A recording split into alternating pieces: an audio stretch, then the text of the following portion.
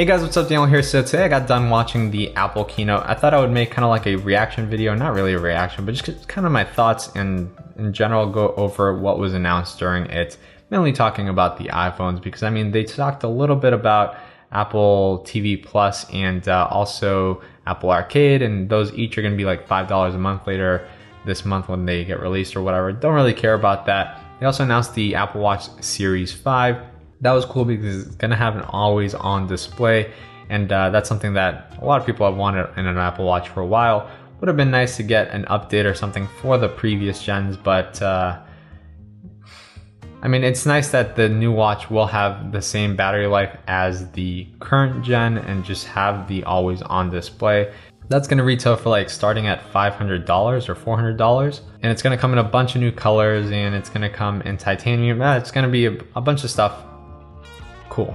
This isn't an in-depth video looking into things because at the end of the day, there's nothing particularly super special here or innovative or anything. I mean, that always on display is different to what other always on displays are. However, it's, you know, there's not much to say about it. There's a few things to say about the iPhone 11, 11 Pro, and 11 Pro Max. Mainly the iPhone 11 is basically just the iPhone XR with a couple new colors and an extra lens on the back. It is faster, it has the latest A13 Bionic chip or whatnot, but it's basically the same thing. If you have a XR, there's nothing to upgrade to here. If you have an iPhone 10, there's just nothing to really upgrade to here. And of course, if you have a XS, there's especially nothing to upgrade to here because the speed changes aren't going to be incredible. There's nothing going to be that's going to be worth upgrading to. Now let's talk about some of the superficial things that design nerds and people will geek out about, and that is that the Pro has a really nice textured back. And yeah, I mean, that's going to make it look and feel special and different to the iPhones we've gotten over the past couple of years. It's going to make it feel, I guess, pro compared to the other ones. And all jokes aside, I guess, you know, it is really nice because I personally have disliked the glass backs on all these phones. I know somebody did a textured back recently, and I think that was Google or something. I don't remember, but I think it was. And it felt really good, and I think this is going to feel really nice as well. And it's going to look really good too because they're kind of the main color they're going for this year is going to be that midnight green. And they're also going to have a silver, space gray, and gold as usual. But I think this textured look that they're giving it is making things look really nice because here in some of the promo pictures, the space gray looks like a gunmetal gray. The midnight green looks stunning. It looks like a forest green almost. Really nice. It reminds me of like a Mini Cooper green, and looks really cool. And I think this is going to make all the colors better. So the silver is going to look better. It might look more like white. And the gold is going to look better because it'll be more toned down and look less reflective, I guess. Now the iPhone 11 is also coming in a couple of new colors. There's going to be like 3 pastel colors. There's going to be a green, a yellow, and a purple. There's also going to be the regular black, silver, or not silver, but white and red. So those are going to be very straightforward. The display on the iPhone 11 is staying basically the same and nothing special. It's pretty much the exact same display we've had since like the older iPhones. It's definitely nicer. Obviously it gets improved a little bit, but it's basically the exact same thing. It's no OLED display. It's no high res display, and it doesn't match up to any device in its price range that gets released nowadays from Android or whatnot.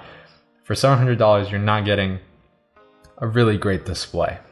Is that a bad thing? Not necessarily if you're not really used to an OLED display or anything like that, or you don't really care. Lots of people don't care, believe it or not. So that's a fine phone. I mean, the iPhone 11 is a fine phone if you want to upgrade from like an iPhone 7 or whatnot, or if you were planning on getting a XR, then this might be a better way to go. And especially if you like some of the colors. But XR is still fine. This just has 2 lenses and new colors, and it's a little bit faster, I guess. Now with the new cameras on the iPhone 11 Pro, there are going to be a bunch of new cool little features.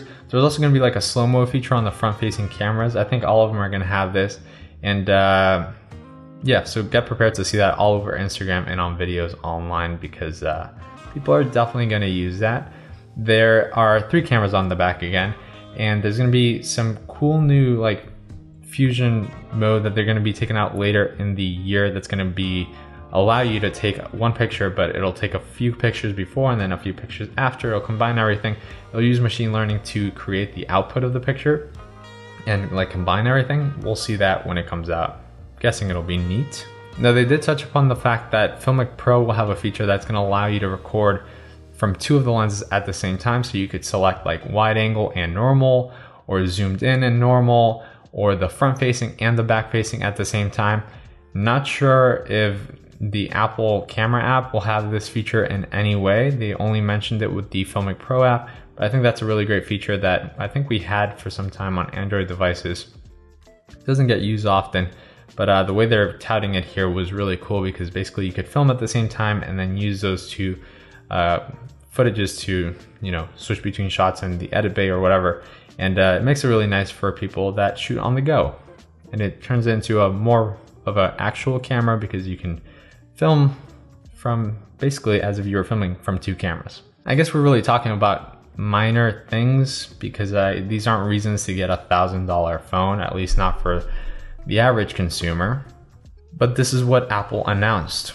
I guess one of the more exciting things was that they said that the iPhone 11 Pro will basically last about 4 hours more than the XS, and the Pro Max will last around 5 hours more than the XS Max. So that was pretty cool. That's what I'm excited about, is because I think my XS doesn't last me the full day when I'm using it.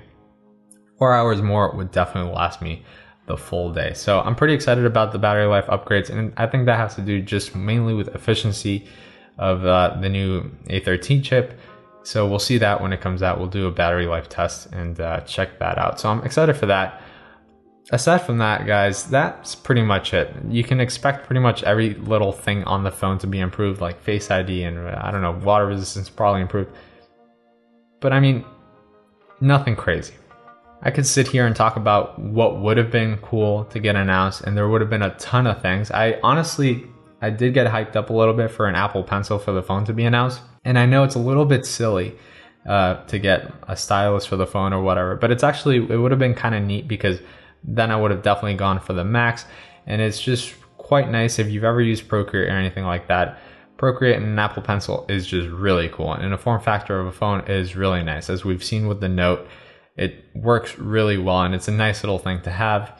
But whatever, we didn't get that. But yeah, I mean, I guess if there was a little thing that they could have added that would have been nice, would be that the Pro models would start at 128 instead of at 64 gigabytes, because they kept it still at 64, 256, and 512, which is ridiculous. I mean, they're saying that it's a Pro model. No Pro really wants only 64 gigs of storage if they're filming 4K video and everything. So 128 should have been the standard, at least for the iPhone 11 Pro. It would have made sense for 64 to be the standard on the 11. It just doesn't really make sense, because on the 11 we have 64 and then it goes up to 128, so that's twice the amount, and then it goes up to 256, twice the amount again. But on the 11 Pro we get that little thing where it's like 64 and then it jumps all the way to 256. So the only logical choice is really 256 if you're spending that much money already. It's one of those like advertising gimmicks and annoying things that they do, and it's just super annoying. They could have at least fixed that for the 11 Pro, but you know, those are the little things that Apple does that you kind of go like, why, you know? But yeah, that's pretty much it for this video, guys. Leave any comments down below what you guys think about the new iPhones, if you guys are excited for them.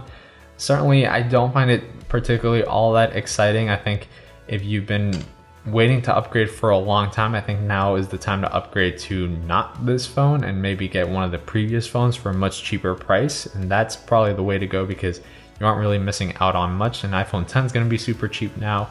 10R is going to be super cheap now. So maybe look into those if you're interested. But yeah, I mean, midnight green looks cool and texture back looks cool. New colors look cool. Cameras look cool. That's what's new with the new iPhones. And if you have any questions or anything, you can reach out to me in the comments below, or on Twitter at RMRDNL, or on Instagram at the same handle. And thanks for watching this video. If you made it this far, thanks. You know, I never make videos like this. I thought I'd try something new. And I'm looking forward to checking out all the colors in the iPhones in a couple weeks when they come out. But yeah, I'll catch you guys in the next video. Goodbye.